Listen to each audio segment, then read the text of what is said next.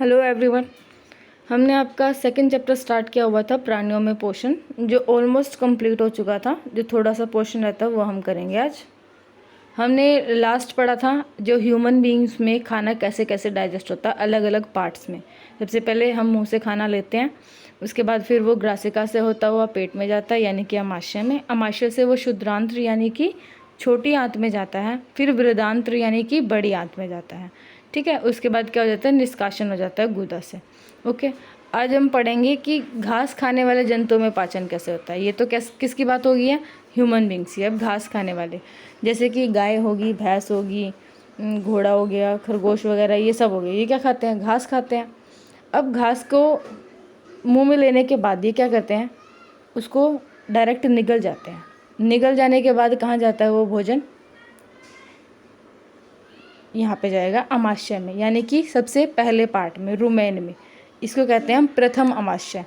ठीक है, जल्दी जल्दी निकल जाते हैं और प्रथम अमाशय में भंडारित कर लेते हैं, यानी कि इकट्ठा कर लेते हैं। अब रुमेनेंट में अमाशय कितने पार्ट्स में डिवाइडेड है, 4 पार्ट्स में डिवाइडेड है। ठीक है, 4 पार्ट्स में डिवाइडेड है। तो फिर उसके बाद क्या होगा कि जब वो पेट में चला जाएगा, वापस मुंह में आके वो जुगाली करेंगे। जुगाली आपने देखा होगा ना, जब वो एनिमल्स खाना खाते हैं, घास खाते हैं, तो वो कैसे बार बार में मुंह को ऐसे हिलाते हैं, आप देख भी सकते हो। ठीक है, परंतु बाद में जंतु उनको 6 पिंडकों के रूप में पुनः मुख में लाता है, ये हो गया, तथा उसको चबाता रहता। अब चबाने वाले को, प्रकर्म को क्या कहते हैं, रोमंथ कहते हैं। क्या कहते हैं, रोमंथ कहते हैं या फिर रुमेन कहते हैं। और इसी को कहते हैं जुगाली करना। ये रहा जुगाली करना। ऐसे जंतु रुमिनेंट होते हैं, रोमंथी कहलाते हैं।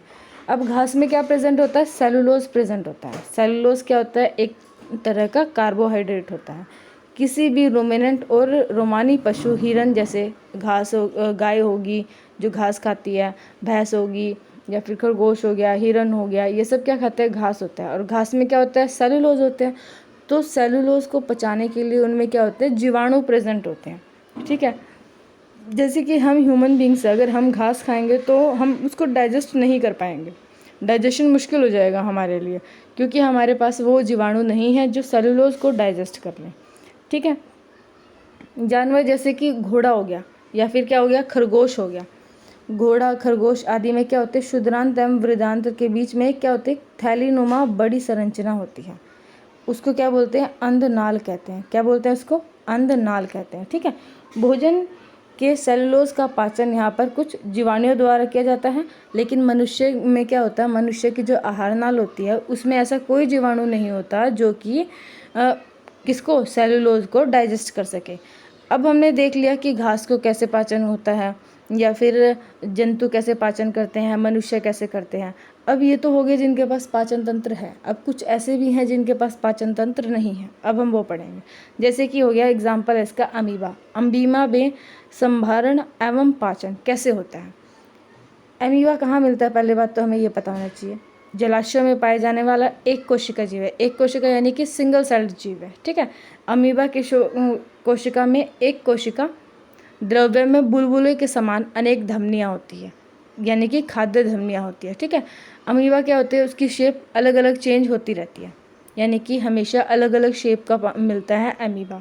इसके अंदर क्या होता है, एक केंद्रक प्रेजेंट होता है, ये केंद्रक होता है। खाद्य धमनियाँ जो हमने ऊपर देखी वो क्या होती है, ये वाली होती है प्रेजेंट। ठीक है, अब ये क्या बना लेता है, पादाम। जब भी कोई भी भोजन का एहसास इसको होता है कि आसपास भोजन है, तो वो क्या कर देता है, उसके आसपास क्या बना लेता है, ऐसे पादाम बना लेता है। ठीक है, पादाम का मतलब होता है कृत्रिम पैर, असली पैर नहीं, कृत्रिम पैर यानी कि बनावटी पैर, जो कि क्या करते हैं, जो खाद्य कणिका उसको घेर लेता है। ठीक है, अमीबा कुछ सूक्ष्म जीवों का आहार करता है, मतलब वो खाता है। भोजन का आभास हो जाता है तो क्या कर देता है, चारों ओर पादाम विकसित कर लेता है। ठीक है, खाद्य धानी में ही पाचक रस स्रावित होता है, यानी कि डाइजेस्टिव जूस। ये खाद्य पदार्थ पर क्रिया कर उन्हें सरल पदार्थों में, हमने जितने भी पढ़े हैं, हमने जंतु पढ़े हैं, घास खाने वाले पढ़े हैं, या फिर जिनके पास पाचन तंत्र नहीं है, या मनुष्य पढ़े, सब में एक चीज़ कॉमन है। क्या है कि वो जटिल पदार्थों को सरल में बदलता है, तभी डाइजेशन होता है। यानी कि जिसमें खाद्य पदार्थ सरल पदार्थों में परिवर्तित किया जाता है। ये क्या है, आधारभूत है, बेसिक स्ट्रक्चर होता है डाइजेशन का सभी में, चाहे वो एनिमल्स हैं जो घास खाते हैं, चाहे वो ह्यूमन बींग्स हैं हम जो खाना खाते हैं, या फिर वो क्या है, अमीबा जैसे कुछ जीव हैं जो कि क्या होते हैं, कृत्रिम पैर की हेल्प से भोजन को अंदर लेते हैं, यानी कि पाचन तंत्र नहीं है उसमें। ये सब समझ में आ गया आपको।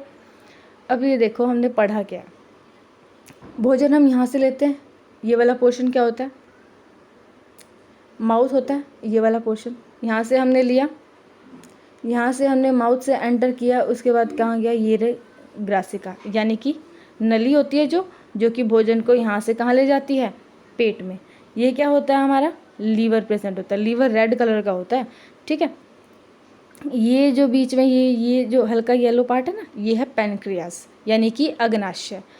अब अमाशय में यहाँ से ग्रासिका नली से कहाँ पे आया भोजन, पेट में आया, अमाशय में आया, अमाशय से कहाँ जाएगा, छोटी आंत में जाएगा, यहीं से जाएगा, ये छोटी आंत होती है, ये कोइल्ड स्ट्रक्चर है ना, ये क्या है, छोटी आंत है। अब छोटी आंत से कहाँ जाएगा, इधर से एंटर करता हुआ बड़ी आंत में चला गया, ये पूरी बड़ी आंत है। और अब बड़ी आंत के बाद कहाँ चला जाएगा, ये बाहर निकल जाएगा गुदा और लाशय से। आज ये चैप्टर कंप्लीट हो गया। Thank you.